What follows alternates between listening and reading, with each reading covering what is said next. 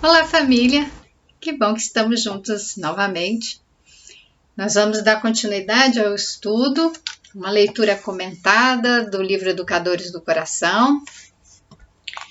E o nosso estudo, é importante que eu diga, né? Eu já devia ter dito isso antes, mas eu não estou fazendo a leitura do livro.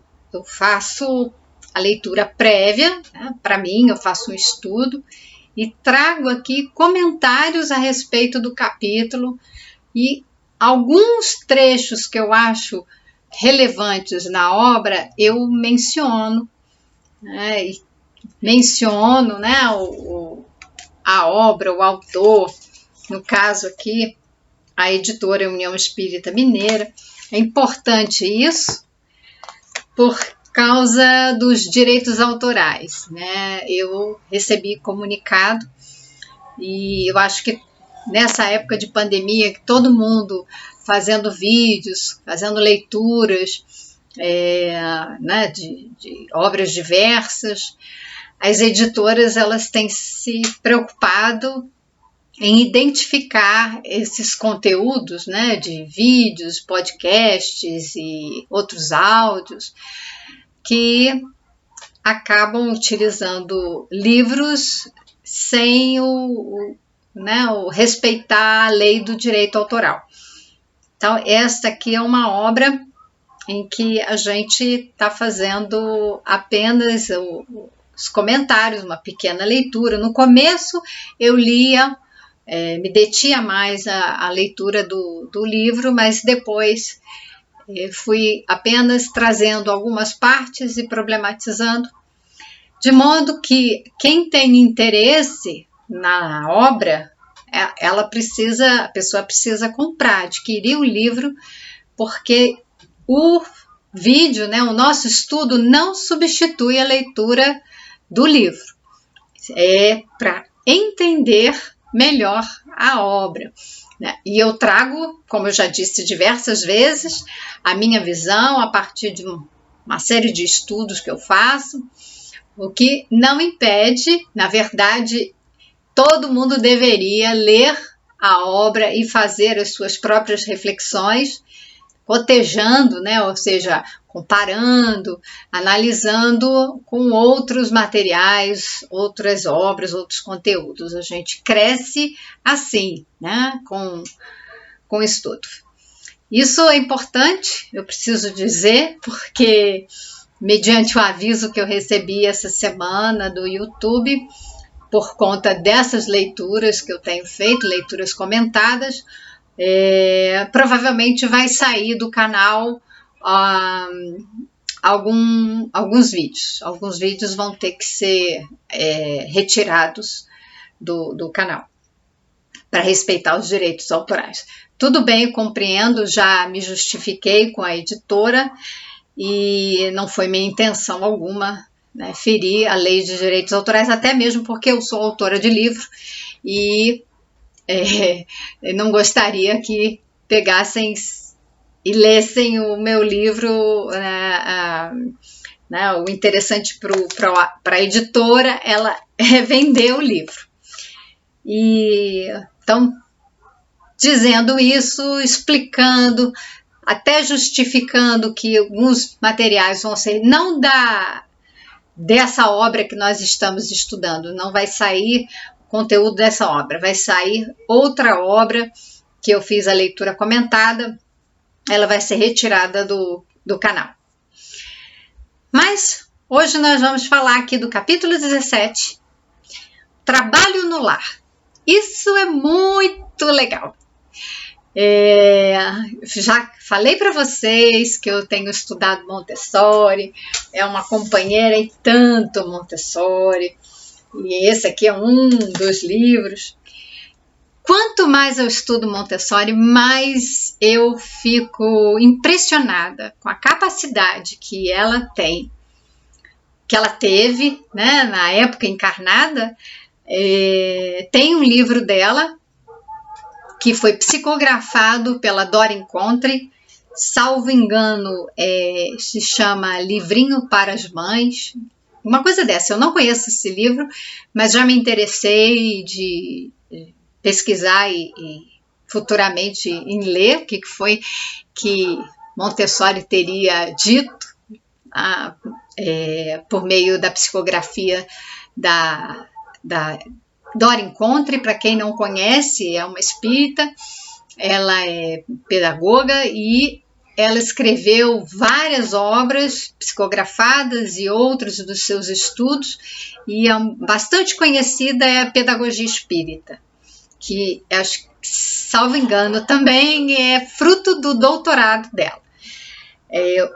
Pelas poucas entrevistas que eu vi com ela, parece que o grande interesse, a grande busca é que, além, nós temos o Colégio Allan Kardec, além do ensino voltado para a educação fundamental, o interesse da Dora Incontri é que houvesse uma universidade espírita. Como nós temos a Universidade Católica, a PUC, que nós tivéssemos uma universidade espírita. Não conheço, na verdade eu não conheço nada, dessa intenção dela, qual seria a metodologia, nada disso eu tenho conhecimento. Eu só sei dessa declaração que ela fez numa entrevista, de que seria muito do interesse dela investir nessa criação de uma universidade espírita. Mas como eu falei de Montessori, e aí caminhei para a Dora Incontri, porque a Dora Incontri fez esse livro psicografado. Então, voltando para Montessori, por que eu estou enfatizando?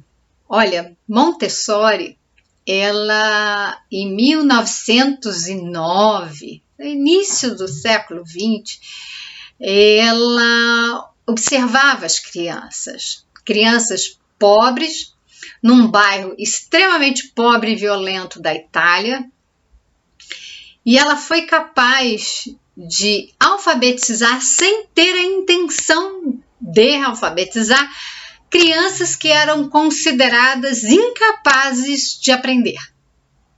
Então, no começo, o trabalho dela surpreendeu a ela própria, porque ela percebeu que alguma coisa aconteceu ali com aquelas crianças que não foi ela que fez. De modo que o que ela nos ensina é que não é o adulto que ensina a criança, é a criança que tem nela esse impulso que ela vai falar com o nome, o ORM, ou ela vai falar do professor interior, mas que a criança traz esse impulso para o seu desenvolvimento. E isso é compatível com a doutrina dos espíritos. E ela observava a criança, uma observação atenta, criteriosa, mas deixando a criança livre. Livre, lembrando que o conceito de liberdade não é fazer o que se quer, tá? Isso é um equívoco de interpretação do método Montessori, porque as pessoas acham que as crianças são deixadas livres, essa liberdade, com esse entendimento de que se faz o que se quer. A criança não faz o que quer no método Montessori. Não é uma permissividade, não é um caos, uma anarquia, sem regras, não é isso. A liberdade, ela acompanha dois elementos: responsabilidade e disciplina. E a liberdade, ela só pode ser compreendida dentro dessa perspectiva. Por quê? Porque senão é caos, ninguém é livre para fazer tudo o que quer, porque se cada um fizer o que quiser, a gente vai atropelar o outro, a gente vai impedir que o outro seja livre. E o outro fazendo o que quer, ele me impede de ser livre. E na nossa convivência em sociedade, nós precisamos de regras que coordenem, ordenem a sociedade. Então, existem leis para que nós possamos viver em harmonia. Então, não existe essa liberdade sem regras, não existe liberdade sem uma orientação. Maria Montessori observava as crianças livres, então elas estavam assim, num ambiente que não era controlado, opressor, como muitos psicólogos investigavam, pesquisavam o comportamento infantil nesse ambiente que era opressor, ou seja, a criança tinha que estar sentada, ou então ela tinha que estar manuseando determinados objetos, então ela tinha que fazer alguma coisa, ela tinha uma obrigação. Montessori, ela não observou as crianças nessa condição de obediência, de obrigação, de opressão, mas na liberdade dentro de um espaço que tem materiais, que tem regras, que tem o educador, que ele é um líder, ele é um guia. Dentro dessas condições, ela percebeu que a criança precisava fazer determinadas atividades, principalmente relacionadas à vida prática. A criança, quando nasce, ela precisa estar em contato com a realidade. O que nós temos de conhecimento através da nossa cultura é que a criança é apresentada a um mundo de fantasia. Então a gente acha que a criança tem que brincar e tem que fantasiar. Então, se ela assiste, por exemplo, desenhos em que porquinhos falam e vivem como uma família e fazem coisas como se fossem pessoas. Só que os porcos na vida real não fazem isso. Então a gente vê também animais, né? Os ratos, toda espécie de animal viram personagem em um filme, numa historinha, num desenho animado, alguma coisa assim. E a criança aprende que aquilo ali não é a mesma coisa, porque o cachorro dela, que ela tem em casa, ele não fala e faz as coisas do cachorro que ela está vendo no desenho. Então, como assim? Cachorro faz isso? E como ela precisa conhecer o mundo, ela está sendo apresentada, introduzida a um mundo real, ela fica confusa. Tanto fica confusa que quando a gente apresenta, antes dos 5, 6 anos de idade, figuras de super-heróis ou esses seres que, quando caem, não se machucam, são seres nos desenhos animados que caem, né? A gente via, eu na minha infância, né? Caiu uma bigorna, caiu uma pedra, caiu de um penhasco e não morria. Nos desenhos, esses seres, eles não morrem, eles se machucam, né? Aparecia lá as estrelinhas, uns passarinhos voando pela cabeça, ficava tonteado, aparecia com o braço engessado, mancando, tudo bem, essa cena de que, eu me feri, mas não morria, né? E isso é muito sério, porque conheço história de crianças com menos de 5 anos que quando ganharam a roupa de herói, super-herói, a fantasia, elas se vestiram e se jogaram da janela, da varanda, para voar. Porque elas estavam com a roupa do super-herói e com a capa. E esse herói voava. A criança acredita. Para ela, isso se confunde com a realidade. A fantasia é uma realidade para a criança muito pequena, porque ela precisa saber, conhecer a realidade. O que o trabalho no lar tem a ver com isso? Tudo, porque Maria Montessori diz que nós precisamos apresentar essa realidade para a criança com as atividades no lar. tem as atividades na escola, mas as atividades no lar. Então, o que a gente precisa fazer em casa? Colocar as coisas que a criança vai utilizar na altura da criança. A criança precisa, se ela está vendo a mãe fazer comida, ela precisa ter condições de alcançar também, participar daquele momento, né, de elaboração daquela comida. Então, conhecer a fruta, conhecer os utensílios, né? Tem a faca, tem o garfo. Não é ter medo de colocar uma faca na mão da criança. É ensinar a criança a manejar a faca, mostrar para a criança como que é uma faca, o que ela faz. Claro que nós estamos falando de uma criança com mais de 2 anos e meio, né? A partir dos 3 anos, a gente pode ensinar a criança a utilizar a faca para cortar um ovo cozido. Ela vai descascar o ovo cozido, ela vai ver, né?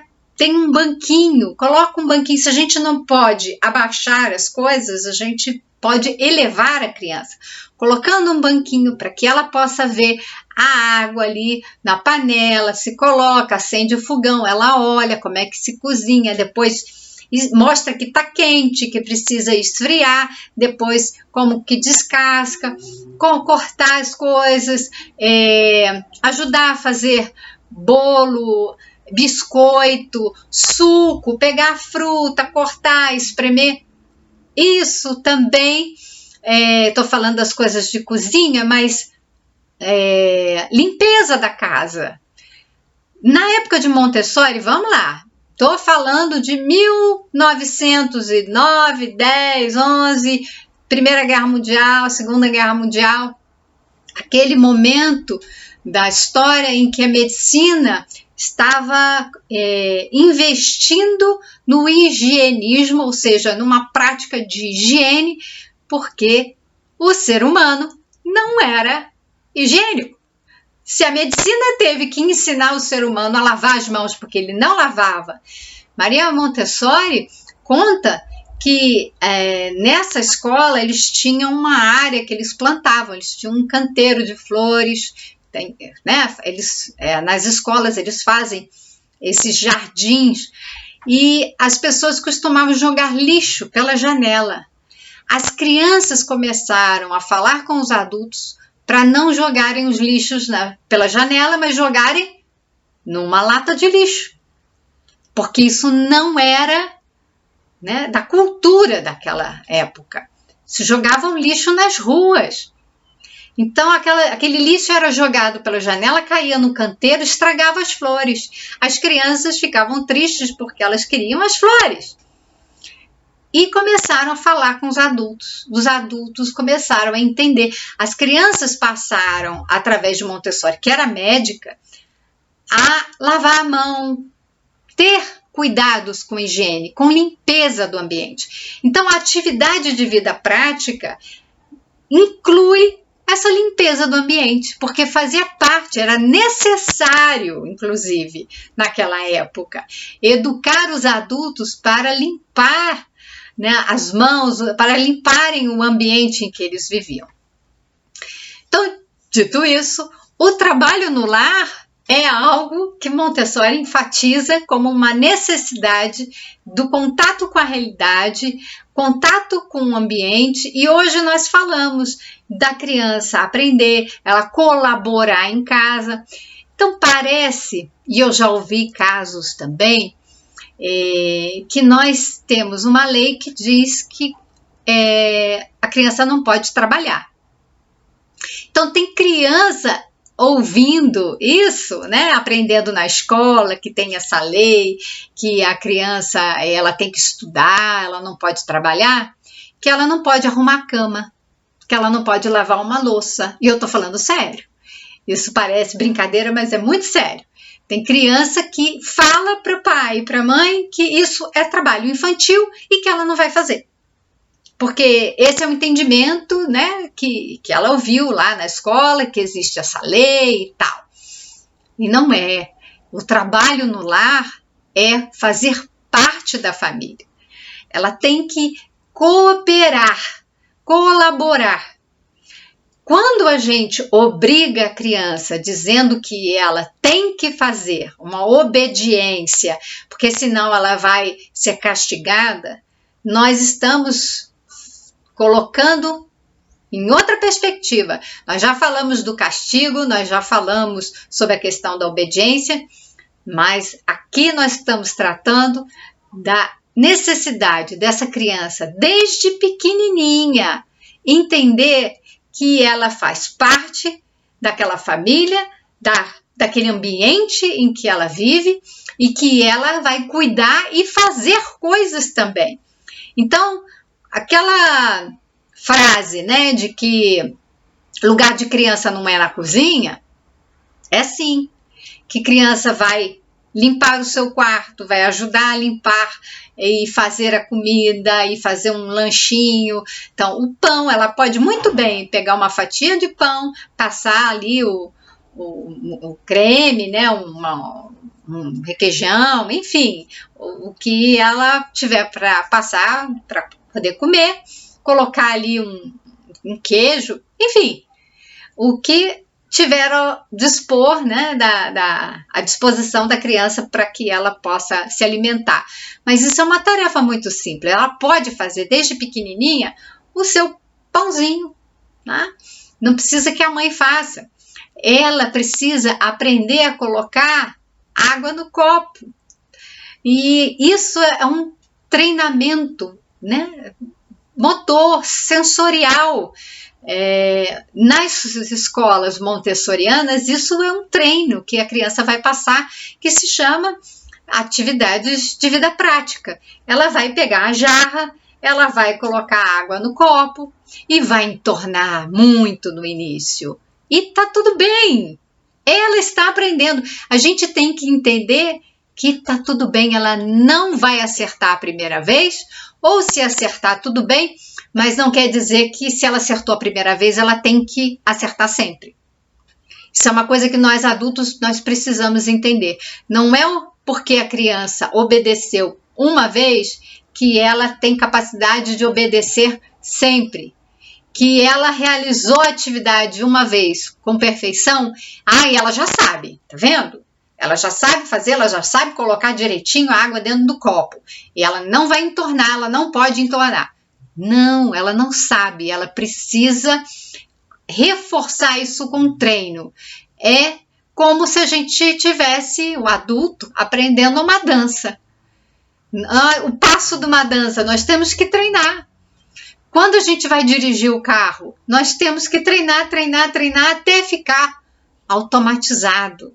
E a gente não precisa pensar como passa uma marcha, que tem que olhar no espelho, que tem que virar o volante, dar a seta. É muito comando.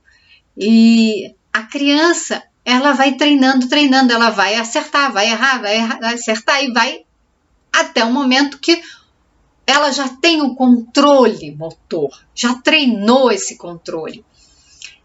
Então, nós temos que ter esse entendimento para não nos irritarmos com a criança quando ela faz as atividades. Ela vai arrumar a cama dela, vai ficar daquele jeitinho. A gente vai orientando, olha, vamos dobrar desse jeito, vamos dobrar assim. Mostra para ela como faz e ela vai lá e vai fazer. E deixa, tá tudo bem. Uma cama arrumadinha do jeito que a criança fez, ela vai ficar feliz. E não é para elogiar, dizer, nossa, que lindo, ficou ótimo, maravilha, você acertou. Não é. Você arrumou a cama.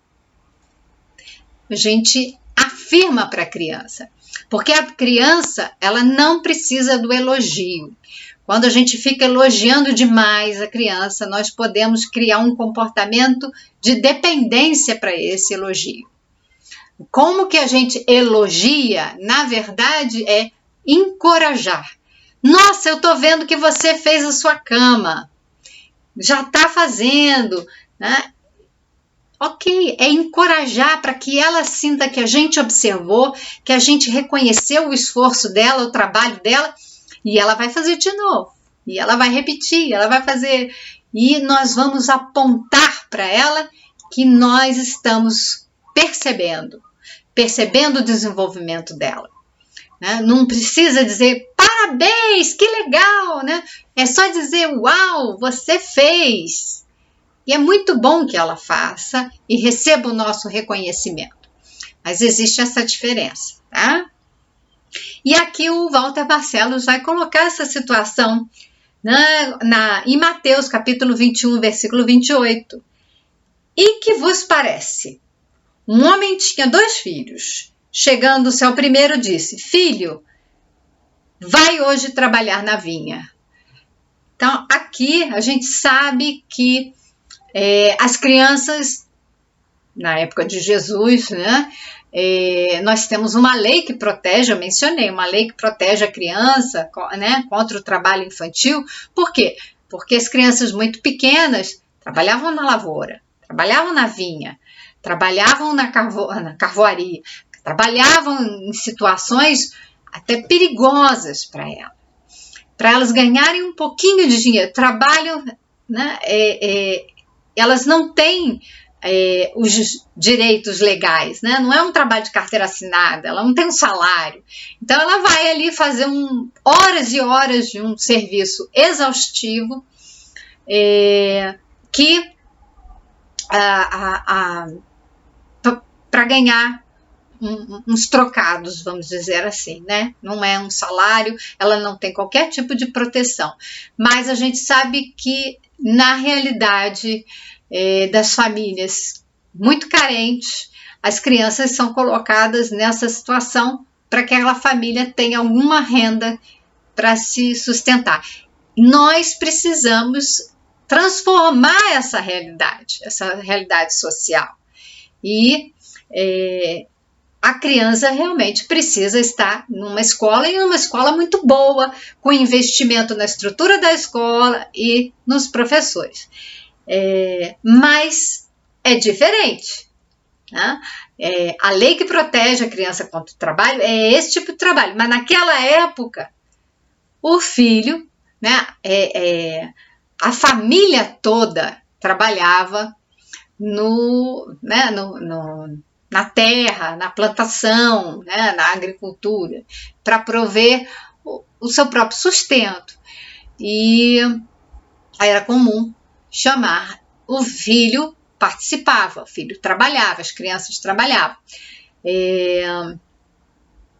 Quando ele coloca essa passagem, né, que Jesus fala dessa necessidade, então, da gente atender, aqui a parábola é que um filho diz que vai, mas não vai. E o outro disse que não ia trabalhar, ele acaba indo. Então, a parábola tem essa reflexão daquele que diz que vai, mas não acaba não cumprindo com a sua palavra. Não está em discussão a questão do trabalho. Não é essa discussão na parábola. Mas Walter Barcelos traz aqui dizendo, as crianças trabalhavam. E elas podem fazer o trabalho no lar. Existe Montessori em casa, que essa expressão é para as atividades práticas, né? Essa criança pode colaborar nas atividades da casa. E a gente tem que entender que o trabalho não é uma coisa ruim, né? O trabalho, a gente tem essa ideia de que o trabalho é algo ruim, pesaroso, né? A gente quer que chegue sexta-feira, eu tô gravando vídeo na sexta-feira, então, sexta-feira, final de semana, e aí vamos distrair, porque de volta na segunda tem um trabalho, como se fosse um fardo muito pesado. E não é preciso ser assim, porque o trabalho é considerado uma atividade útil. Tudo que nós fizermos que seja, né, considerado uma atividade útil, vai fazer bem a nós, vai fazer bem aos outros, é um trabalho. E a Maria Montessori fala exatamente essa palavra, o trabalho. A criança, ela trabalha. E quando ela trabalha, ela se cura, ela se concentra, ela se ordena, ela fica concentrada, ou seja, ela fica centrada, ela não fica dispersa com a sua atenção espalhada, né? A criança muito agitada, que a gente fala tanto, tem hiperatividade, é uma criança que não está concentrada, ela não está no seu centro, ela está com a atenção dispersa em tudo fora dela. E é uma criança que vive em caos. A mente dela está ali, naquela situação, depois naquela. Ela não consegue direcionar e acalmar. Uma criança que concentra-se, ela fica no centro, né? A meditação faz isso, acalma, centra. Hoje em dia a gente fala de atenção plena, né? Tem a palavra em inglês mindfulness. O que quer dizer isso? Essas técnicas hoje são trazidas, mas elas são muito antigas. Elas são conhecidas, né? Práticas dentro do budismo, né? De meditação, são práticas de atenção, de concentrar, de vir para o seu eixo, para o seu centro, em que a gente olha as coisas com foco, né? O foco, a atenção, a gente direciona as nossas energias para lá. Então a cabeça, a mente não está em caos, ela está em ordem, ela está em equilíbrio. A criança que ela está agitada é uma criança que derruba as coisas, que está distraída, que não vê, que quer fazer tudo muito rápido. É uma criança que Maria Montessori diz que está em caos. Está caótico. O comportamento dela é caótico, o movimento dela é caótico.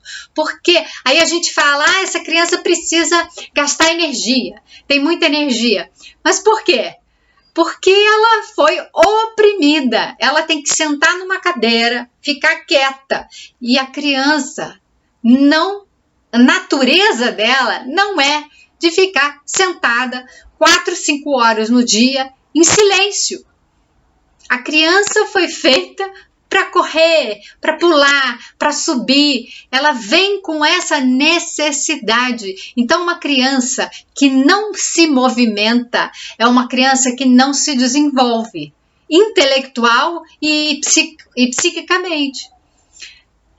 Essa criança precisa de movimento, ela precisa, né, explorar o meio, ela precisa mexer nas coisas, ela precisa falar, porque ela está aprendendo a falar, ela precisa se expressar. Então não dá nesse modelo de educação de deixar a criança ali presa, quietinha. Criança pequena precisa dessa movimentação para se desenvolver.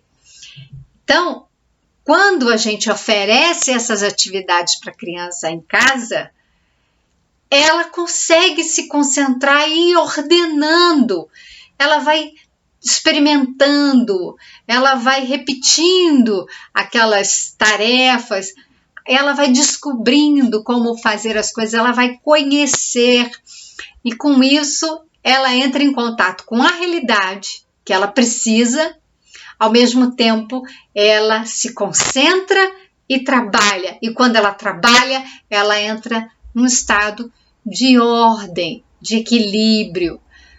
E como médica, Maria Montessori dizia que era o caminho da cura. Porque a criança que ela, quando chegava na escola montessoriana, ela já chegava com desvios ali no seu comportamento, muito agitada, muito dispersa. Então era preciso trazer a criança para o seu eixo. Então nós podemos fazer várias atividades com a criança em casa, desde ajudar, né, na manutenção da casa, a limpeza, a fazer um alimento e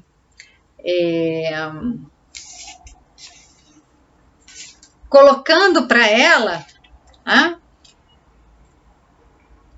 tá aqui, ó, que eu escrevi, participando sem o castigo e sem a premiação. Premiação também é muito importante. A gente tende a, você fez tal coisa, eu vou te dar, né? A gente faz uma barganha, uma troca. Se você arrumar sua cama direitinho, eu deixo você.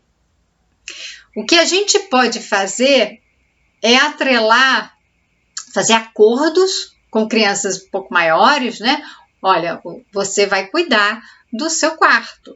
Esse aqui é o quarto do meu filho. Ele tem que arrumar a roupa dele, ele tem que arrumar a cama dele, ele tem que deixar o material da escola arrumado, né? Eu estou usando aqui a mesa dele de estudo, que é da pandemia, a gente teve que arranjar esse lugar. Então, eu me arranjei aqui. Mas ele tem as tarefas dele. E o acordo é, assim que você fizer, né, as suas tarefinhas, você vai poder fazer outras, né? Que, embora ele não goste de fazer a cama dele, ele sabe que é importante deixar o quarto dele arrumado. E aí ele vai poder fazer as outras tarefas que ele, né, gosta de fazer. Mas é difícil quando a gente não faz isso desde pequenininho. Então, eu não, infelizmente, não fiz isso desde pequenininho, mas eu tenho os acordos e eles vão compreendendo a necessidade de participar, de colaborar. Então, não tem isso, se você fizer, você vai ganhar tal coisa. É assim, enquanto você não terminar de fazer aquela tarefa que é importante, você não vai poder fazer a outra. Então, ele quer sair para brincar com os amigos, por exemplo. Então, ele tem que concluir a tarefa dele. É como que a gente faz, por exemplo, com as tarefas da escola. Você tem tarefa para fazer da escola? Tem. Assim que você concluir a sua tarefa da escola, você está liberado para fazer a brincadeira com seus amigos. Isso é um acordo. Não estou castigando. Se você não fizer, você... Isso é diferente, olha a ameaça. Se você não fizer lá as suas tarefas da escola, você não vai sair com seus amigos. Isso é um tom de ameaça. E eu estou colocando uma condição. Se você... Outra coisa é falar, né, para a criança. Assim que você terminar, você está liberado para fazer as outras tarefas que você quer, as outras atividades. Mas nós temos um acordo e uma série de atividades que estão aí encadeadas, né, que dependem. Por exemplo, eu dependo que você faça, o meu filho mais velho, ele lava a louça para mim. Então, eu preciso que você lave a louça para que eu possa fazer, né, com a panela limpa a próxima refeição. Então, ele vai lá e faz. Então, já é um acordo, já está tudo combinado, né? Um depende do outro. Então, quando a gente percebe, a criança tem essa oportunidade de ver que as tarefas estão ali envolvendo todas as pessoas, todos os moradores daquele ambiente. Então, eu preciso da panela limpa. Então, alguém que vai lavar a louça, né? Que está combinado, tá? Tem o meu filho que lava a louça, ele vai lavar e eu vou fazer o almoço, porque ele não vai fazer o almoço, porque ele está trabalhando. Mas se ele precisasse fazer o almoço, então ele teria que, né, seguir lá os passos da receita, enfim. Tem que aprender a cozinhar, que seria muito importante que as crianças aprendam a cozinhar e participem das atividades. Então, o trabalho é algo que não é só importante, não é só considerado uma atividade útil, mas nós podemos trazer a perspectiva de que o trabalho é uma atividade que nos leva a um estado de ordem, e é ordem psíquica e ordem física, em que eu estou centrada, meus movimentos estão coordenados e eu tenho uma mente que concentra na atividade e executa. Então, vamos convidar as crianças para participar das atividades da casa. Façam acordos, né? O combinado, né? Vamos fazer assim, vamos experimentar, vamos fazer uma pipoca juntos. Você já viu como é que faz? Eu vou te mostrar, vamos ensinando, vamos colocar bancos que deem segurança, né? Não é uma coisa que a criança vai subir que ela corra o risco de cair. Então, a gente oferece as condições do ambiente. Maria Montessori fala do ambiente preparado. Mas antes de qualquer ambiente preparado, a gente precisa ter o adulto preparado, o adulto capaz de fazer todo esse manejo, né? E um manejo gentil, um manejo que é afetuoso, um manejo que tenha a intenção de levar aquele ser, aquela criança que é um ser espiritual, à sua melhor versão, à sua evolução espiritual. Eu quero agradecer imensamente a presença de vocês aqui. Nós vamos seguir essa semana com muita paz no coração, com Jesus nos abençoando e vejo vocês, façam comentários, se gostaram, compartilhem também, para que a gente possa ir se encontrando e investindo aqui em mais encontros, em mais estudos, mais leituras. Tá? Até o nosso próximo encontro, então, e Deus nos abençoe.